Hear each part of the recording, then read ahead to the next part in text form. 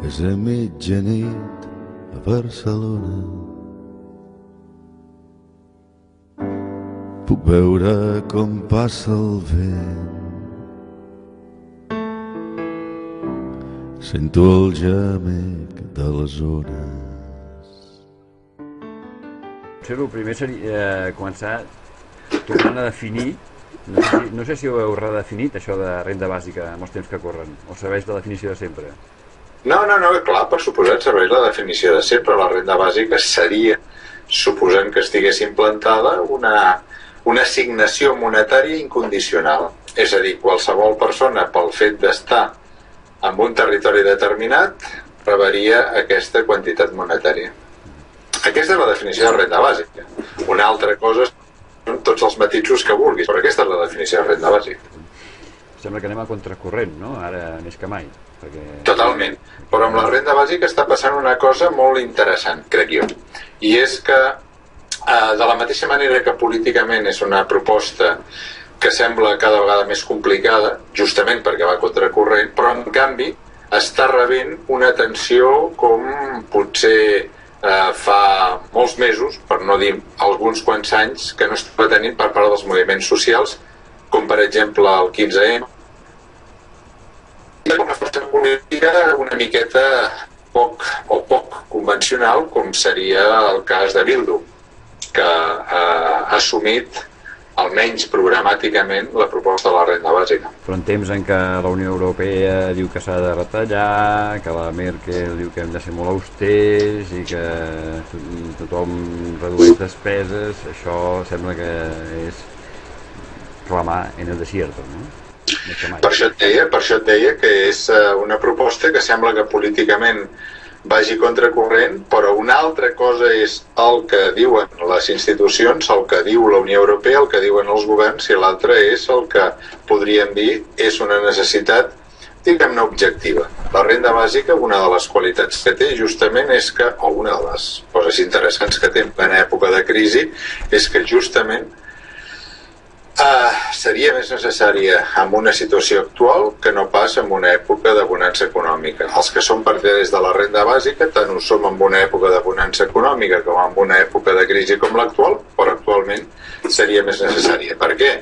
Bé, ho saps perfectament. La immensa majoria de persones estan passant una situació molt precària, en general econòmica, i això s'està traduint en un gran increment de l'atur, cosa que derivativament porta cap a un gran increment de la pobresa.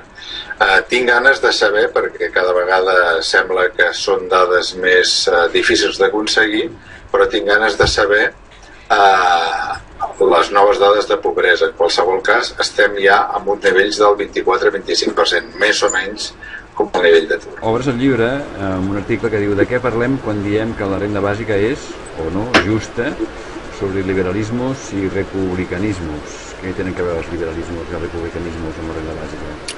Bueno, la renda bàsica, a part doncs, de la justificació que podríem dir econòmica, o bé la contrastar si la renda bàsica és viable econòmicament, hi ha un pas previ, que és justa la renda bàsica?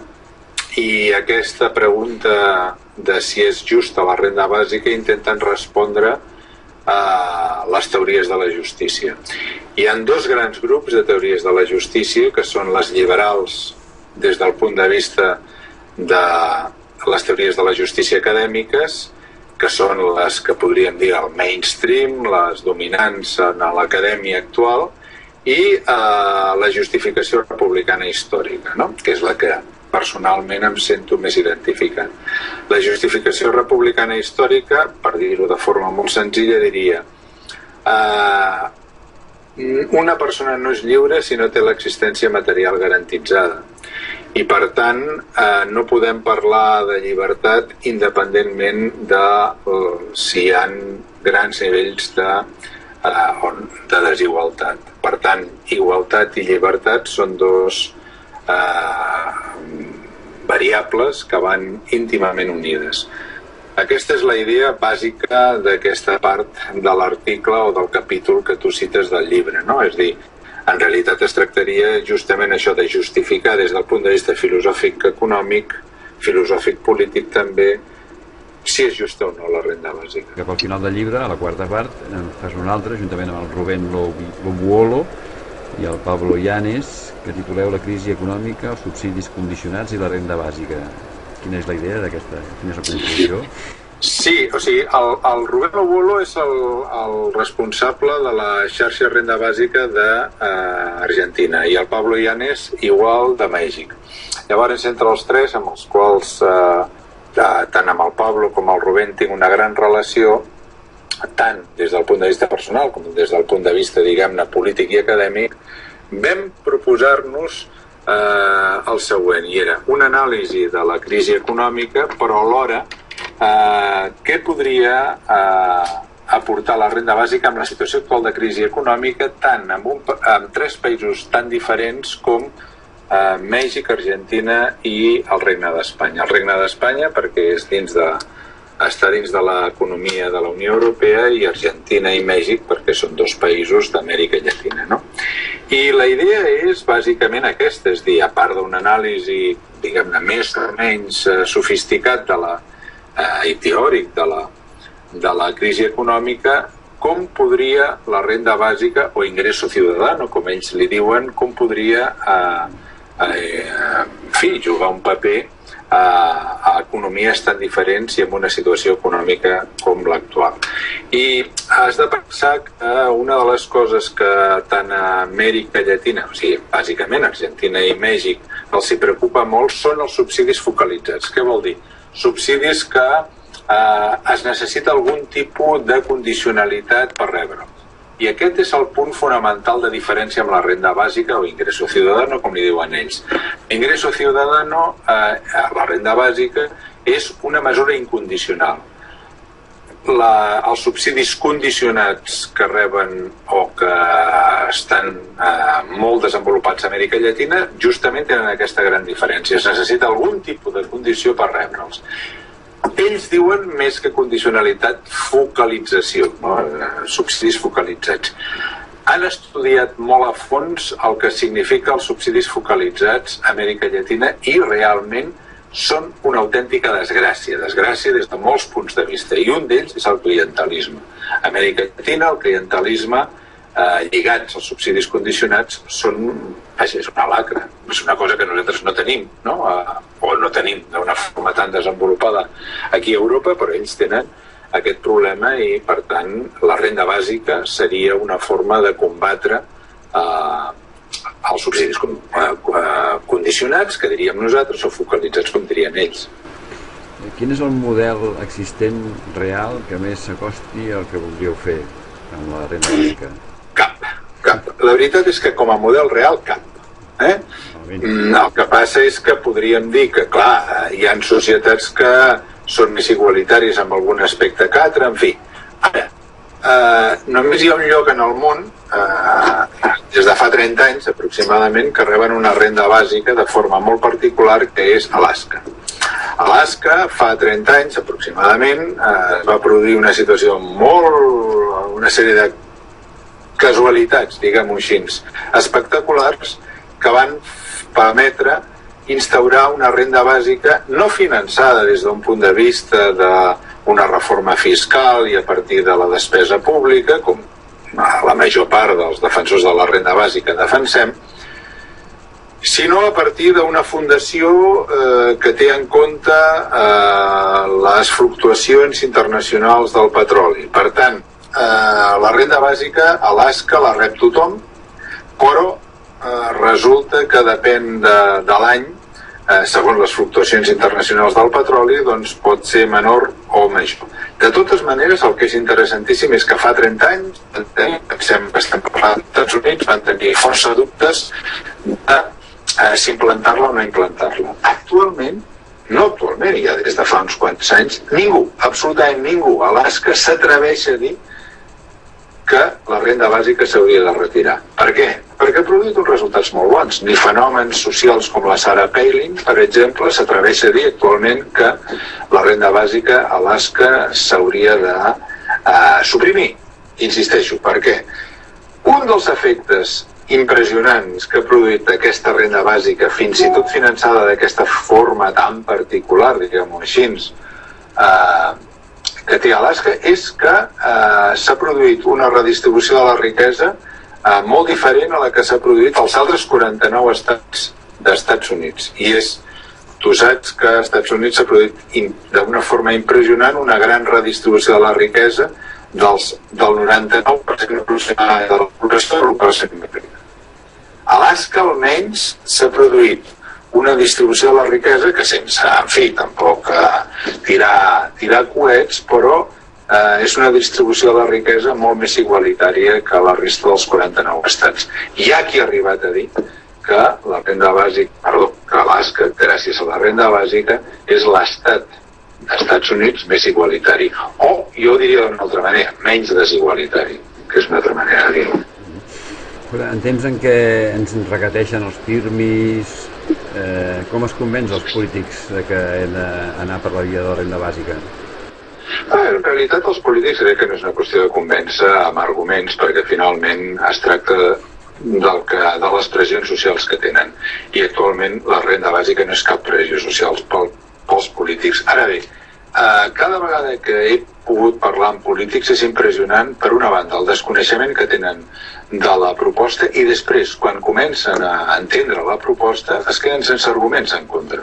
Això no vol dir que després no faltin res, absolutament res, no? A favor de la renda bàsica, però és impressionant, no tenen arguments en contra.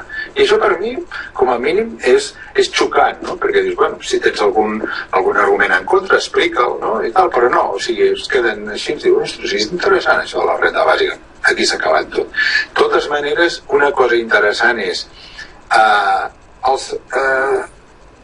bé, diguem-ho amb molt poques paraules, una de les coses que jo crec que confon el debat amb la renda bàsica és justament que hi ha gent que utilitza arguments contra els subsidis condicionats, que són els que coneixem, tipus subsidi de l'atur, tipus, per exemple, el subsidi per pobres o les rendes mínimes d'inserció, contra la renda bàsica. I aquest és un error, perquè precisament la gran característica diferencial de la renda bàsica és que és incondicional. Llavors, arguments contra els subsidis condicionats no serveixen per la renda bàsica. I això és una de les coses interessants, no? Quan hi ha hagut algun debat en el Parlament espanyol sobre la renda bàsica, el que és terrible és el poc nivell dels diputats, que ha produït fins i tot algun malestar i alguna contesta en alguns diaris per part de gent que no està a favor de la renda bàsica, però que ha considerat un insult per part de gent que cobra del nostre pressupost públic aquest baix nivell contra la renda bàsica. La renda bàsica es pot estar a favor o en contra, però hi ha molta elaboració des de fa molts anys. El que és insostenible i el que és indignant és que els diputats utilitzin uns arguments tan barroers per oposar-se a la renda bàsica, com ha passat al Parlament espanyol les dues vegades que s'ha debatut algun projecte de llei sobre la renda bàsica. Fa molts anys que treballes en aquest tema, has publicat moltes coses, molts articles, llibres, ara aquest darrer, la renda bàsica en la era de les grandes desigualdades. Hi ha algun motiu perquè siguis ara més optimista que fa els anys que t'hi dediques? Tot el meu optimisme, si així ens es pot dir, ve, com et deia abans, per part del carrer. Quan dic carrer, per no semblar demagògic i per intentar ser concret, m'estic referint a coses relativament noves, com el moviment del 15M i partits polítics o coalicions polítiques una mica estranyes, o almenys no tan convencionals com les habituals, com seria Bildu, no? Per què?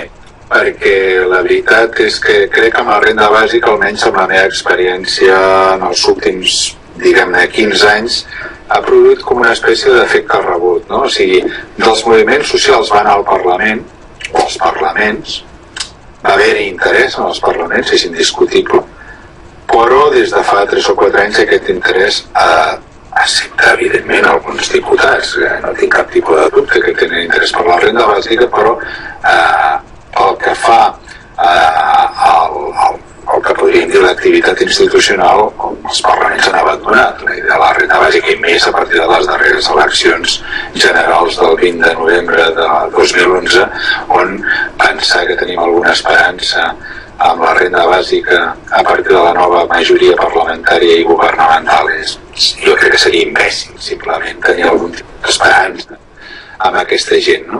Llavors, la meva esperança o el meu optimisme, per utilitzar les mateixes paraules que tu, seria el que s'està veient amb algunes actituds per part d'alguns moviments socials i per part d'algun moviment polític una mica fora de la convenció. I és veritat que jo el que et puc dir, i també em diuen els meus companys o alguns companys de la xarxa Renda Bàsica, és que s'està notant, podríem dir des de fa, en fi, per situar-ho, 3, 4, 5 mesos, un interès per part de gent a favor de la renda bàsica que, bé, hem notat això que et dic, un increment d'interès per part de gent que està en moviments socials, per part de gent que està a instituts, està a facultats, està, en fi, associacions de veïns. Una cosa que ens estranya gratament, des de dia, dic, fa uns 4 o 5 mesos, s'està notant indiscutiblement una demanda de més xerrades, de més seminaris, en fi, simplement saber què és això de la renda bàsica, que els expliquem, que discutim amb ells, i és una cosa que ens anima, francament. Aquest és el meu optimisme. Si tu em preguntessis, creus que la renda bàsica s'implantarà a partir d'un any? No, et diria immediatament que no, però si em dius que la renda bàsica pot ser d'aquí a poc un dels eixos, diguem-ne, mobilitzadors socialment, jo diria que, bé, no és que tampoc t'ho pugui assegurar, però tinc una certa esperança. Per què? Perquè cada vegada crec que està havent-hi també una certa consciència de que el primer dret a partir dels quals tots els altres s'han de quedar subordinats és el dret a l'existència. Si no tens el dret a l'existència socialment garantida, tots els altres drets són més o menys interessants per fullac, en definitiva. És a mitjanit a Barcelona. Puc veure com passa el vent. Sento el gemec de les ones.